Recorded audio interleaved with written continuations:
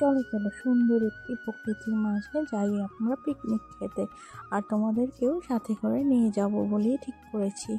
আমরা এসেছি হহুয়াতে, আর এটা আমাদের বাড়ি থেকে প্রায় 2.5 ঘন্টা দূরে। আমরা এসেছি আমার হাজব্যান্ডের কলিগসদের সাথে, আর সবার ফ্যামিলিও রয়েছে তার সঙ্গে। ভীষণ সুন্দর জায়গাটা, আর ঝর্ণাগুলো এত সুন্দর দেখতে, কি আর বলবো। ক্যামেরায় এতটা ক্যাপচার করাই সম্ভব নয় যতটা সুন্দর দেখতে। তো আমরা আস্তে আস্তে নামছি নিচের দিকে, তারপর আবার উপরে যাব, তারপর ব্যাম্বু ব্রিজটায় যাব। কত কিছু যে করবো, কত কিছু প্ল্যানিং আছে। আর একটার পর একটা পাথরে উঠে উঠে ছবি তুলছি। আর পাথরগুলো জানো তো, জলের থেকে একটু একটু দূরে একটার পর একটা পাথরে ওঠাও যাচ্ছিল খুব সহজভাবেই। তো এটা ভেবেই মনটা ভীষণ খুশি খুশি হচ্ছিল। আর বছরের প্রথম দিনটাই যদি এভাবে এত সুন্দরভাবে কাটাতে পারি তাহলে আর কি লাগে বলো। তো তোমরা কোথায় কোথায় পিকনিকে গিয়েছিলে অবশ্যই কমেন্ট করে জানিও। আর আমরা এসেছিলাম এই সুন্দর প্রকৃতির মাঝে। এই জায়গাটা, প্রকৃতি যে এত সুন্দর সেটা নিজে চোখে না দেখলে হয়তো বিশ্বাসই করা যায় না। আর এখন আমরা ফটোশ্যুট করছি, যার জন্য পাথরে উঠছি একটার পর একটা। খাড়া খাড়া পাথর তো একটু ভয় ভয় করে, যদি স্লিপ কেটে আবার জলের মধ্যে পড়ে যায় তাহলে কাপড় টাপড় সব ভিজে যাবে। আমি আবার এক্সট্রা করে একটা কাপড়, গামছা এগুলো নিয়ে এসেছি, কারণ অনেক সময়ই হয় ঝর্ণার মাঝখানে পা পিছলে পড়ে গিয়ে বা কোনো কারণে ভিজে ঠিজে গেলে অসুবিধা হতে পারে। আর সেই জন্য এক জোড়া করে কাপড় আমরা বাইরে থেকে নিয়ে এসেছি সবাই এক্সট্রা করে। আর এখানে দেখো নানানজনে নানানভাবে ফটোর জন্য পোজ দিচ্ছে। তো আমি আমার হাজব্যান্ডকে ধরে নিয়ে এসেছি যে আসো একটু ক্যামেরার মাঝখানে আসো।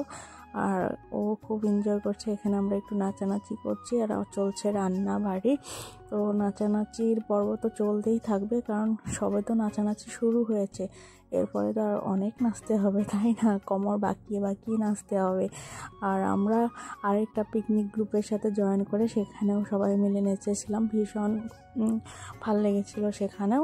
এই যে আমরা ব্যাম্বু বিচে উঠে পড়েছি, আর উঠে পড়ে তোমাদেরকে জলগুলো দেখাচ্ছি, ঝর্ণাগুলো কাছের থেকে দেখাচ্ছি। আর যেখান থেকে ঝর্ণাটা উৎপত্তি হয়েছে সেই জায়গাটাও তোমাদেরকে আস্তে আস্তে নিয়ে যাচ্ছি, সেই জায়গাটার কাছে, সেই জায়গাটাও তোমাদেরকে দেখাবো। এই যে দেখো প্রায় আমরা পেয়েই গেছি, যত মানে উপরের দিকে উঠছি আর সেই ঝর্ণাটার যেটা উৎপত্তি স্থল সেই জায়গাটার কাছে আমরা পৌঁছে যাচ্ছি। আর এই ঝর্ণাটা বইতে বইতে কিন্তু নদীর সঙ্গে মিশে গেছে, নদীর সাথে মিলে গেছে। দেখো এখানে কতটা জল আর কত পাথর, কি সুন্দর লাগছে। মনে হচ্ছে জলের মাঝখানে গিয়ে বসে একটা টুপুক করে ফটো উঠিয়ে তুলি, ফটো তুলি, যাই হোক। আর এখানে জলগুলো ভীষণ ঠান্ডা। আমি বারবার জল ছুটছিলাম নিচ দিয়ে, আর খুব ঠান্ডা, একদম হাত কেটে যাচ্ছিল, এত ঠান্ডা জলগুলো দেখে স্নান করতে ইচ্ছে করছিল। আর কি বলবো, আর দেখো তোমরা নিজেরাই দেখো চোখ দিয়ে কত সুন্দর এই পরিবেশটা।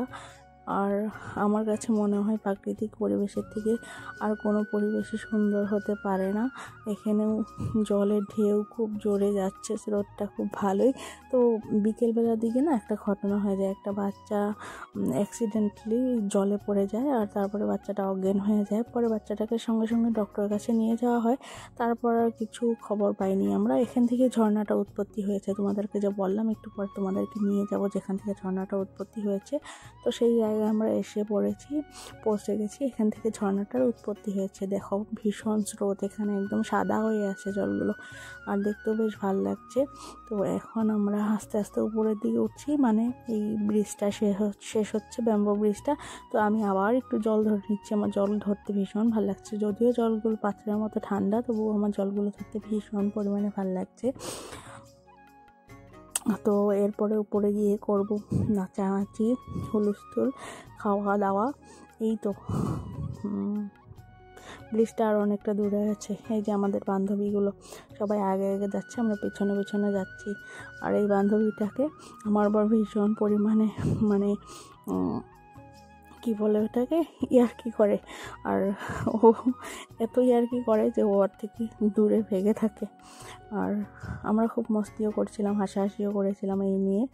আর ওকে বারে বারে বলছিল আয় ফটো তুলি, আর ও দৌড়িয়ে পালাচ্ছিল, তুলব না তোমার সাথে ফটো এই বলে। ভালো মেয়েটা, খুব ভালো, সোজা শান্ত মেয়ে। আর ইয়ার্কি করে, এমনি একসাথে কাজ করে কলিগস, তো ইয়ার্কি ফাজলামি এসব না থাকলে তো আর কাজ করে মজা লাগবে না বলো। তো দেখো এখানে পাথরগুলো কিন্তু আবার অন্যরকম, একটু নীল জল আবার একটু সাদা জল, তো নানানটা মিশে আছে। আর জলগুলো খুব পরিষ্কার। পরে আমাদের এখান থেকে জলও নিয়েছিল, কারণ আমরা 4টি জার এনেছিলাম জলের, আমাদের সেই জল কম পড়েছিল ধোয়াধুয়ি করতে, পরে আবার আমরা এখান থেকে জল নিয়ে গেছিলাম। এই যে আমরা অন্য একটা পিকনিকের গ্রুপের সাথে নাচানাচি করছি, এটা কিন্তু আমাদের গ্রুপ নয়, অন্য একটা গ্রুপ। আমাদের যে পিকনিক গ্রুপটা আছে আমাদের গাড়ির উপরে রয়ে গেছে, আমাদের সাউন্ড বক্স নিচে আনা হয়নি। আর এখানে করছি আমরা সবাই মিলে নাচানাচি। আর আমার হাজব্যান্ডের সাথে একটু সময় আমিও নাচবো। তো কি আর করার, দেখতে থাকো তোমরা। আশা করছি ব্লগটি তোমাদের ভালো লাগবে। ভালো লাগলে লাইক, শেয়ার এবং সাবস্ক্রাইব করে দিও। আর সাবস্ক্রাইব করতে কিন্তু একদম কঞ্জুসি করবে না, কারণ অনেক কষ্ট করে ব্লগটি বানিয়েছিলাম। এত আনন্দের মাঝখানে ক্যামেরা ধরতে ইচ্ছা করে না, তবুও কাউকে দিয়ে ধরিয়ে আবার মাঝে মাঝে নিজেও ধরে ধরে করছি আর কি ভিডিওটা। আশা করি তোমরা দেখবে, সবাই সাপোর্ট করবে আমাকে। চ্যানেলটিকে সাবস্ক্রাইব করে নিও, তাহলে নতুন নতুন ভিডিও দেখতে পারবে। তো হর রোজ যদিও আমি ভিডিও দিতে পারি না, তবুও যখন যেটা স্পেশাল মোমেন্ট হয় সেটা আর ভিডিও আমি দেওয়ার অবশ্যই চেষ্টা করি। আর এখন চলে আসবে আমার নাচার পালা, আমি নাচবো আমার হাজব্যান্ডের সাথে। খুব মজা করেছিলাম, এত মজা করেছিলাম না, অনেক বছর পরে এত মজা করেছিলাম, সেটা আর বলে বোঝাতে পারবো না, এত মজা হয়েছিল। এই যে আমি চলে এসেছি নাচার জন্য আমার হাজব্যান্ডের সাথে, আর সবাই মিলে হুলস্থুল করছে আর আমরা নাচছি।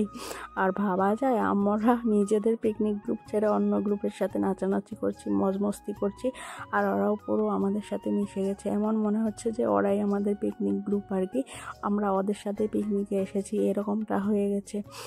তারপরে তো লাস্টে কিছুটা খাওয়া দাওয়া একসঙ্গে হয়েছিল। আর ওদের গ্যাস শেষ হয়ে গেছিলো, পরে আমাদের থেকে গ্যাস নিয়ে ওরা রান্নাও করেছে। এতটা মানে মিলে গেছিলো, মনের মিল হয়ে গেছিলো সবার সাথে সবার।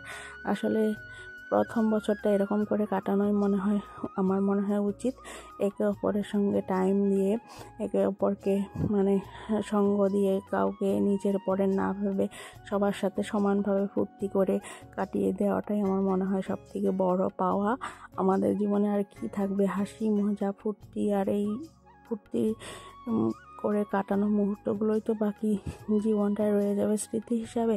তো আমার স্মৃতির খাতায়ও যুক্ত হলো এই নতুন একটি পাতা। এই স্মৃতিটা কখনো ভুলবো না। আজকের দিনটা আমার জন্য খুবই স্পেশাল হয়ে রইল। 2024-23 এই সালগুলোতে পিকনিক আসা হয় নাই, তার আগে তো কোভিডের জন্য কয়েক বছর পিকনিকই করা হয় নাই। তো এবার আবার আমরা পিকনিক করলাম, খুব মজা হলো। আশা করছি তোমাদেরও খুব ভালো লাগলো। এখন আমাদের আবার একটু নাচানাচি চলছে, এটা আমাদের গ্রুপ, এই গ্রুপের সঙ্গে আমরা এসেছি পিকনিকে। এরা হচ্ছে আমার হাজব্যান্ডের কলিগস সব, আর সবাই মিলে করছি নাচানাচি। আর এই যে এই দাদাটা ভীষণ মস্তি করছিল।